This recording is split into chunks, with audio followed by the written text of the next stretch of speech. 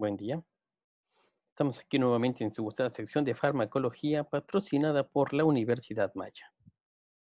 De los videos pasados, hemos estado revisando sus comentarios y aclarando sus dudas poco a poco. Espero hayan sido aclaradas y si no, pues háganos saber en los comentarios. Recuerden que ya se hizo el examen de la primera sección. Espero todos hayan pasado y si no, pues ya tienen la oportunidad de regularizarse. Bueno, vamos a continuar con lo que ya habíamos con lo que tenemos que terminar, con las formas farmacéuticas.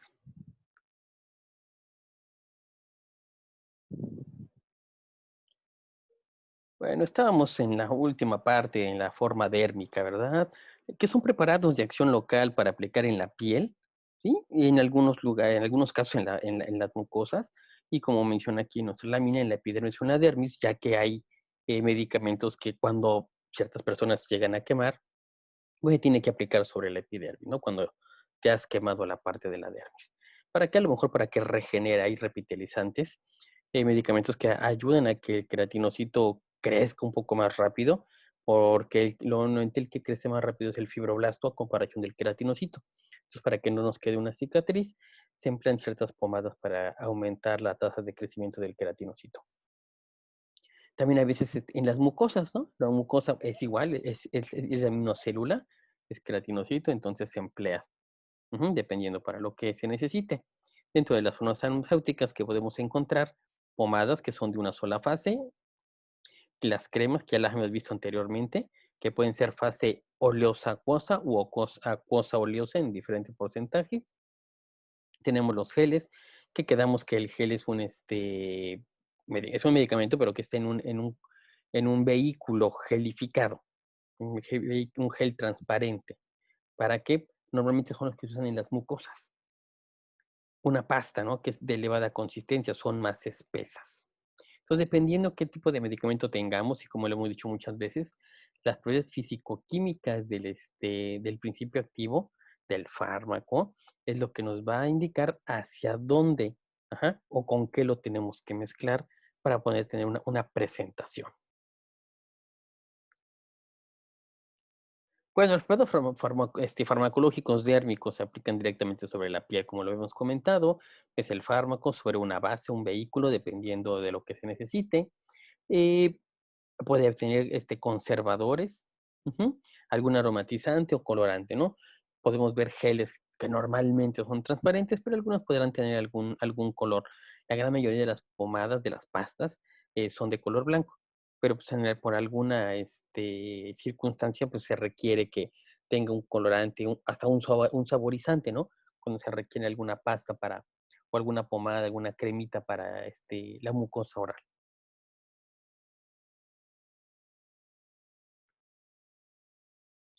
Bueno, debe evitarse la obstrucción transcutánea del principio activo. ¿Por qué? Pues porque está el vaso sanguíneo. La mayoría de medicamentos de tipo dérmico son para acción local. Muy pocos están hechos para que haya una absorción o hasta el vaso sanguíneo y pueda haber una absorción sistémica. Muchos de los esteroides que se utilizan actualmente evitan exactamente eso, ¿no? Que haya una absorción por vía sanguínea, sino solamente están hechos para que actúen a nivel local. ¿Qué podemos encontrar ahí? Antiinflamatorios, antihistamínicos, anestésicos locales. El anestésico local lo vamos a encontrar normalmente en las mucosas, ya que en la piel no funciona. ¿Por qué? Porque no hay ninguna terminación ujú, que permita el contacto gracias a que la piel los protege.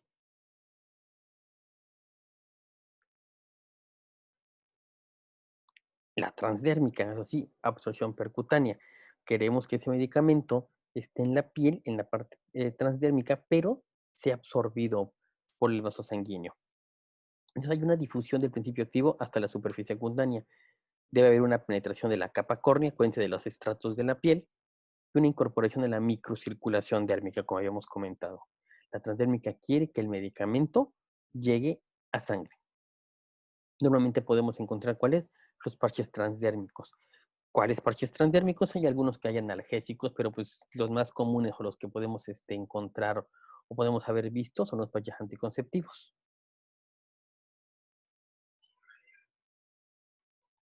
Bueno, ¿qué tipo de medicamentos podemos encontrar en parches? Ujú. Los opiáceos, estrógenos, hay tanto estrógenos para hombres como para mujeres, parches de nicotina para empezar a dejar fumar, ya que la nicotina causa adicción. Entonces, estos parches se empiezan a utilizar, ¿sí? ¿Para qué? Para que disminuya poco a poco la concentración y disminuya la adicción. Parches de nitrato, cuando hay un evento, un infarto cardíaco, clonidina para la hipertensión, anticonceptivos hormonales, ¿sí? Y bueno, hay tratamientos para el Alzheimer y el Parkinson. Bueno, en resumen, todo lo que hemos visto de las formas farmacéuticas. Toda presentación farmacéutica siempre debe de ser estéril. Ninguna presentación debe ser triturada o fraccionada. Y es muchas de las preguntas que hemos tenido, ¿sí? Que si debo de romper. Una última pregunta me dijeron, ¿no? Que en ciertos hospitales, pues trituran el captopril y lo dan sublingual. Bueno, hemos, hem- teniendo en cuenta ya la materia y teniendo en cuenta estas clases, no sería la mejor opción. Se hace, ¿sí? Por uso y costumbre, mas no debería de ser porque lo que estamos triturando es una pastilla, un comprimido, que no está hecho el vehículo para ser absorbido de la mejor manera de vía sublingual. ¿Se llega a hacer? Sí, sí se llega a hacer. ¿Funciona? Bueno, sí, tiene cierta función, pero no sería la mejor forma ya que no está hecho el medicamento para utilizarla en esa vía, ¿sí? Fraccionada, ¿no? Hay pastillas que a veces hay que estar rompiendo. Lo que hemos comentado también, una cápsula no se abre, una cápsula nunca se abre, ¿sí? Si es una tableta, bueno, habrá tabletas, habrá comprimidos que sí se puedan eh, fraccionar. ¿Cuáles son? Normalmente los que tienen un mal sabor. Los que tienen un mal sabor no tienen un recubrimiento que al contacto con la saliva evitaría que tuviéramos un mal sabor. Entonces, esos medicamentos a lo mejor sí están hechos para ser fraccionados, pero no todos. Ujú. Todo medicamento es generalmente específico para un receptor, que es lo que vamos a ver en la clase de hoy. Cómo cada medicamento normalmente va a un receptor conocido, ¿sí? El mismo medicamento tiene diversas vías de administración. Ahí está mal. Bueno, como hemos visto, hay medicamentos que pueden ser vía oral, que pueden ser inyectables, a lo mejor te pueden ser dérmicos, dependiendo qué, las características físico-químicas. Y pues bueno, esas son las últimas diapositivas de esa presentación. Cualquier comentario, lo hacemos saber.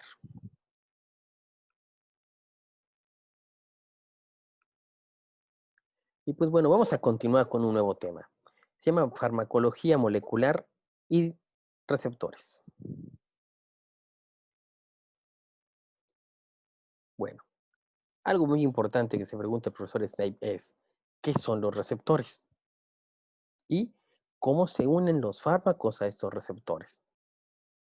Una última pregunta sería, ¿cómo hacen estos fármacos a que funcionen o no funcionen los receptores? Que es lo que vamos a ver el día de hoy.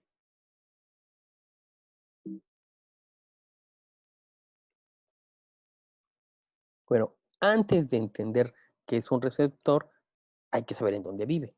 Ujú. Bueno, normalmente la mayoría vive a nivel de la membrana. Por eso sí hay algo que debemos recordar, ¿sí? Que es los mecanismos por los que el agua y los solutos atraviesan las membranas celulares, ¿sí? Tenemos dos tipos, los pasivos y los activos. Eh, este tipo de, esta clase se da normalmente en bioquímica o en biología celular. Ujú. Pero hay que recordar cuáles son, ¿no? Los pasivos, difusión simple, la ósmosis, el transporte pasivo, que es la difusión facilitada, la filtración, ¿sí?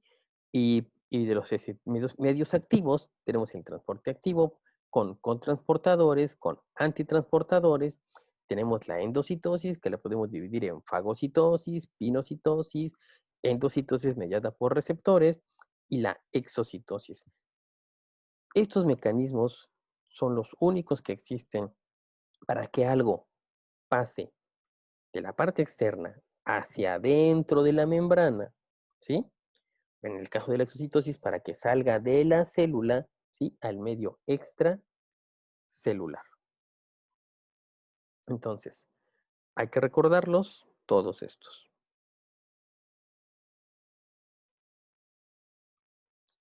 Bueno, tipo de transporte, ¿sí? Los que hemos visto anterior.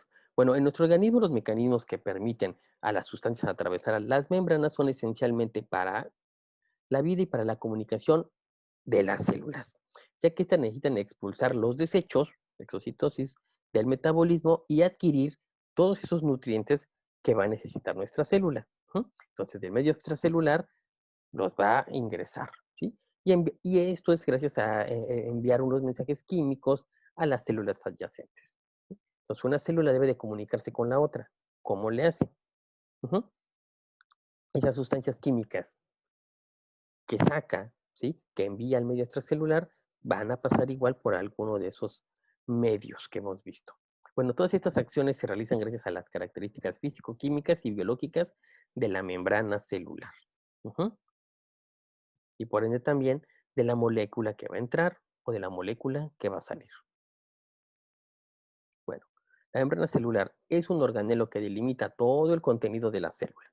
Tiene un grosor aproximadamente de 10 nanómetros, ¿sí? Y está formada por una doble capa lipídica. Ya la hemos visto en la parte de bioquímica y en la parte de biología celular, siendo los fosfolípidos que se encuentran en mayor proporción, ¿sí? Entonces, tenemos 4 tipos diferentes de fosfolípidos. ¿Qué es lo que compone nuestra membrana celular? Esos 4 tipos diferentes de fosfolípidos y proteínas. Es todo. Es como una pared. Una pared está compuesta ¿de qué? De tabiques y de cemento, ¿no? O sea, sí, fosfolípidos y proteínas. Que por fuera haya carbohidratos, que por fuera esté resanada y tenga pintura, por dentro, por fuera, es diferente. Pero la pared son tabiques y cemento. Entonces, la membrana celular son 4 tipos diferentes de fosfolípidos y proteínas. Y en su periferia normalmente van a tener otro tipo de proteínas o algunos carbohidratos.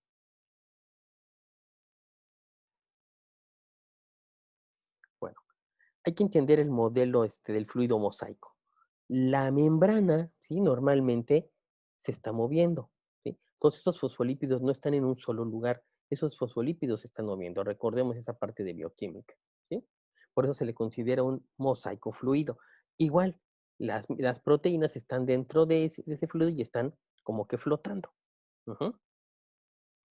Entonces, describe la membrana celular como un tapiz de varios tipos de moléculas, fosfolípidos, proteínas y el colesterol.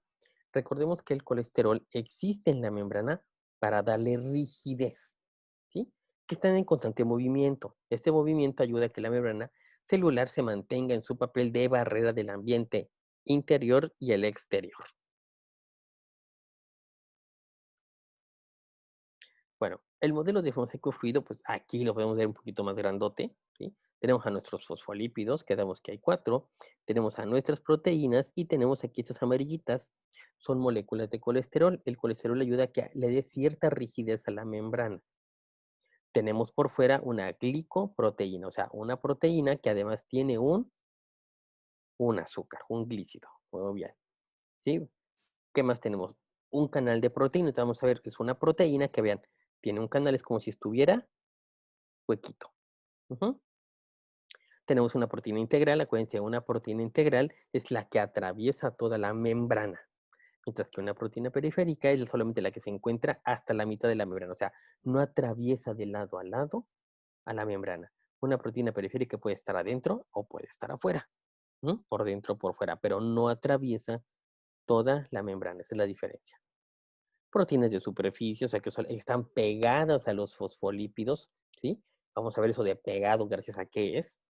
Algunas proteínas que tienen diferentes formas. Hay que recordar las formas de las proteínas, las primarias, las secundarias, las terciarias y las cuaternarias, ¿sí? Y hay algunas que aparecen como dragoncito, que entran, salen, entran, salen, entran, salen.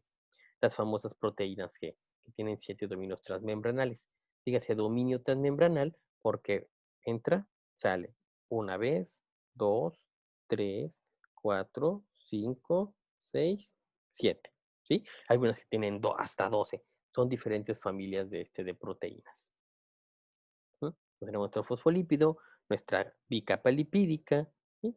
Y bueno, estamos a entender para qué nos sirve entender que es una cabeza hidrofílica e hidrofóbica.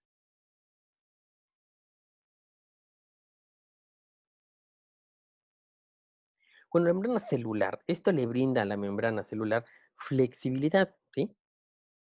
Nuestras células normalmente están medio fijas, ¿verdad? Pero si fuéramos una amiba, ¿sí? La amiba se va moviendo, ¿verdad?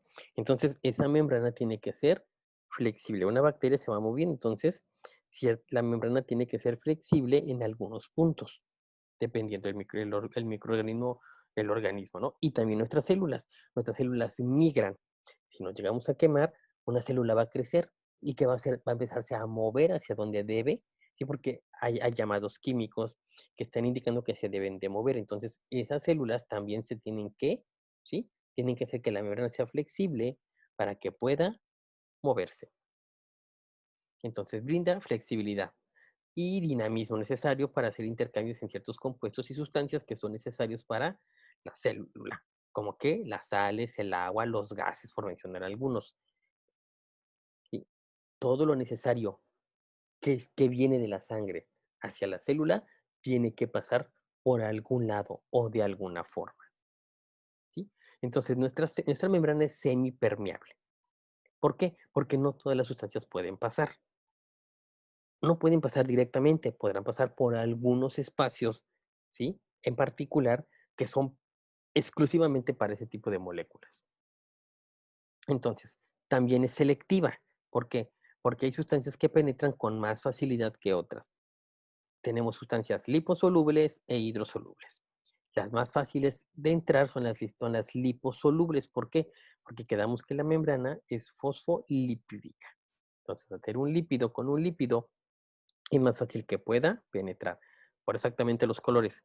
Es más fácil que penetren los lípidos, los lípidos, ¿sí? Que las moléculas hidrosolubles. Entonces, de los transportes que vimos, vamos a hablar en general, ¿sí? Tenemos al transporte pasivo. Es un mecanismo por el cual las sustancias atraviesan la membrana celular a favor de sus gradientes de concentración. Por lo tanto, no requiere un aporte energético.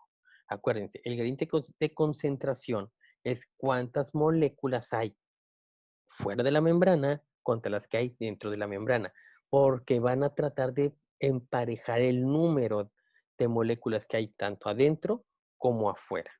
Entonces, algunas moléculas van a poder pasar tranquilamente para equilibrar el número de moléculas. Algunas, no todas. ¿Por qué? Porque la membrana es semipermeable. Hay moléculas que no va a permitir que pase. Y tenemos también el transporte activo, que es un tipo de transporte en las sustancias que atraviesan la membrana plástica, ¿sí? Lo hacen en contra de su ente de concentración y por lo general necesitan energía. ¿Qué quiere decir esto? Que a pesar del índice de concentración, si aquí tuviéramos más y aquí menos, tendrían de donde hay más venir a donde hay menos. Eso sería el transporte pasivo. Pero en el transporte activo, eso no importa. No importa que aquí haya más y haya menos. Si necesita sacar de aquí, las va a sacar, las va a empujar por canales especiales, pero va a necesitar energía. ¿Por qué? Porque va a pelear con su gradiente de concentración. Entonces, donde hay menos, todavía gracias a la energía, las va a empujar, ¿sí? Esa sería la energía, ¿no? Como que un empuje para poder sacarla. Y como la membrana es semipermeable, va a impedir que donde haya más, trate de entrar hacia donde hay menos.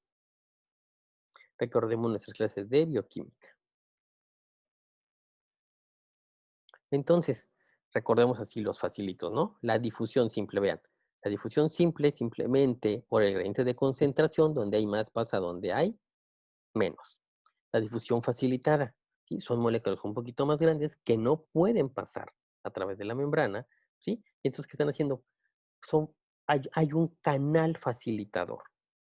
hay puertitas especiales por donde pueden pasar, ¿sí? Exclusivamente estas moléculas. Requieren ciertas características y cierto comportamiento, como ya lo vieron en bioquímica. Ujú. Y tenemos por fin el transporte activo. El transporte activo sí se pelea contra el gradiente de concentración, pero requiere energía, o sea, ATP, para poderlo empujar. Y bueno, recuerden estas, traten de buscarlas, traten de recordarlas. ¿Para qué? Para que entiendan mucho mejor la materia. Bueno, vamos a hablar de un receptor, ¿sí? ¿Qué es un receptor? Ya hemos hablado en los otros videos de que un fármaco llega a un receptor, ¿ok? Pero ¿qué es un receptor? Un receptor es un sitio de unión de un fármaco desde el cual ejerce su acción selectiva. Entonces, ¿sí? El fármaco, ¿sí? Va a llegar y va a llegar a un determinado receptor. ¿En dónde están esos receptores? Bueno, son estructuras macromoleculares, principalmente proteínas. ¿En dónde encontramos estas proteínas? Normalmente son membranales, citosólicas o citoplasmáticas y nucleares, que también ya lo habías mencionado y ejemplificado, pero es importante volverlo a recordar aquí. Bueno, pues entonces tenemos receptores membranales, ¿sí? Estas dos líneas tienen la membrana, ¿sí? Tenemos receptores membranales, vean, hay de diferentes colores y sabores. Vean esto, uno, 2, 3, 4, 5. Representa 5 subunidades que pueden ser iguales o pueden ser diferentes, pero que están rodeando y que están formando un hoyito, un canal. Por aquí puede pasar algo con determinadas características. Vean esto, una proteína G, un receptor de una proteína G. Ya lo habéis mencionado, uno, 2, 3, 4, 5, 6, 7 dominios transmembranales. Vean, ¿sí? No es una proteína tan compleja como la de los canales o como la enzima. Sí, simplemente son proteínas de diferente forma. Por eso les digo, hay que entender, hay que recordar proteínas primarias, secundarias y terciarias. ¿Sí? Y vean, están acopladas a otros complejos proteicos.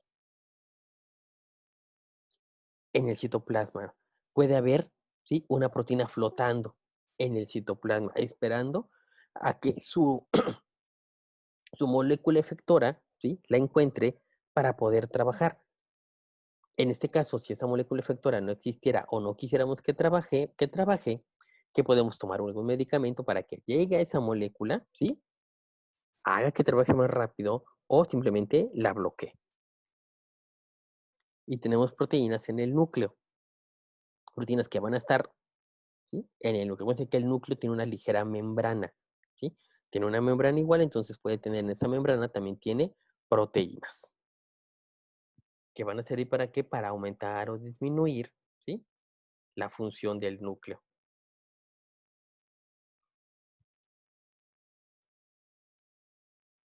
Bueno, el receptor farmacológico, ya que vimos que es un receptor, o sea que es un receptor farmacológico. Son sitios moleculares específicos situados en la membrana plasmática, citoplasmática o nuclear, ¿sí? Entonces, para esto ya tenemos que conocer, ¿sí? Las vías metabólicas, tenemos que conocer cómo funciona la célula, todas las vías metabólicas de la célula, o por lo menos las de interés, para poder entender en dónde puedo crear un medicamento para ayudar o para bloquear esa vía metabólica. Las células efectoras a los que se unen los medicamentos para estimularlos o bloquearlos, ¿no? Entonces, esas proteínas, ¿sí? Se van a unir al fármaco o el fármaco se va a unir a esa proteína y ya sea para estimularlo para que trabaje más o para bloquearlo para que no trabaje. Y tiene que ser específico, vean, ¿sí? Este no puede entrar en ninguno de estos, solamente entra aquí, este entra aquí y este entra aquí. Y vean aquí, tenemos 3 diferentes que pueden entrar a este, ¿sí? Ya habíamos visto ciertas palabras como son competitivos o uno de estos puede ser el fármaco y esos pueden ser las moléculas que normalmente estimulan al receptor. Entonces, entre ellas se van a pelear para estimular el receptor, ya sea para estimularlo o para bloquearlo, dependiendo de lo que estemos buscando. Bueno, propiedades fundamentales de los fármacos. Bueno, los fármacos dan lugar a qué? A un efecto biológico. deben llegar al lugar de acción y alcanzar una concentración necesaria en la biofase, que es la fase del órgano donde se va a funcionar. Sí, acuérdense que ya hemos dicho, una dosis necesaria, porque podemos tener las moléculas del fármaco, pero a lo mejor por concentración no es la cantidad necesaria para bloquear los receptores o para estimular los receptores que estamos queriendo bloquear o estimular. Deben reunir dos propiedades fundamentales. Un fármaco debe de reunir dos propiedades fundamentales, la afinidad y la actividad intrínseca. Bueno, vamos a ver la relación fármaco-receptor. Bueno, entonces la primera es, ¿qué es la afinidad? La afinidad es la facilidad de un receptor para unirse al fármaco. ¿Sí? Entonces, un fármaco se une a su receptor, es afín, o sea, es específico. Muchas veces mencionan, es que es un medicamento fuerte. No, no es que sea fuerte, es que es más afín, es más selectivo. ¿Sí? Entonces, hay generaciones de fármacos que cada vez se vuelven más selectivas, más afines. Es parte de la investigación, buscar un fármaco, ¿sí? Que solamente toque a este receptor, que no toque a otros, ¿sí? Que toque solamente a este, entonces tenga mayor afinidad. Actividad intrínseca. Es la capacidad que tiene el fármaco, una vez unido al receptor, de generar un estímulo e inducir una respuesta. Entonces, no solamente que llegue y lo toque, sino que genere la respuesta que deseamos.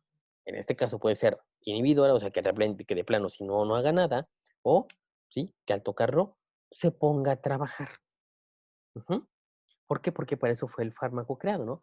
Para bloquear o para que un receptor se ponga a trabajar, porque a lo mejor la molécula que la debe de estimular normalmente no está, no funciona o tiene algún problema. Bueno, otra palabra que debemos entender aquí es la eficacia.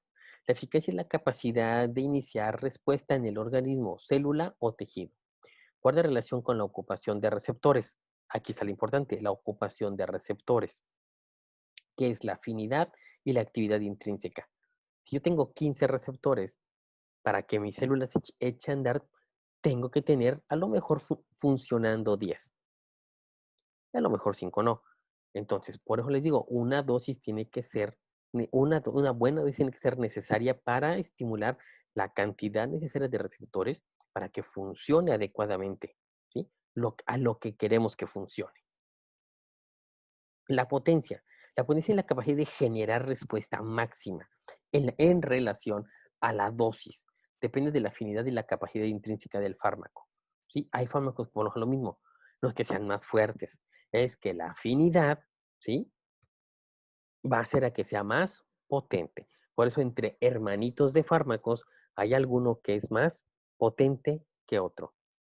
Si nos acordamos de la clase de la codeína, quedamos que había hidrocodeína, oxicodeína e hidrocodeína.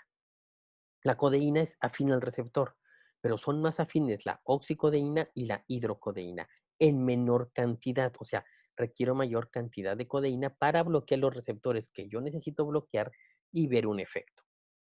Pero mientras con la oxicodeína y la hidrocodeína necesito menos dosis. Y además de que tiene menos dosis, esos medicamentos son más afines. Y al ser más afines, por lo consiguiente, dan mayor potencia. Ujú.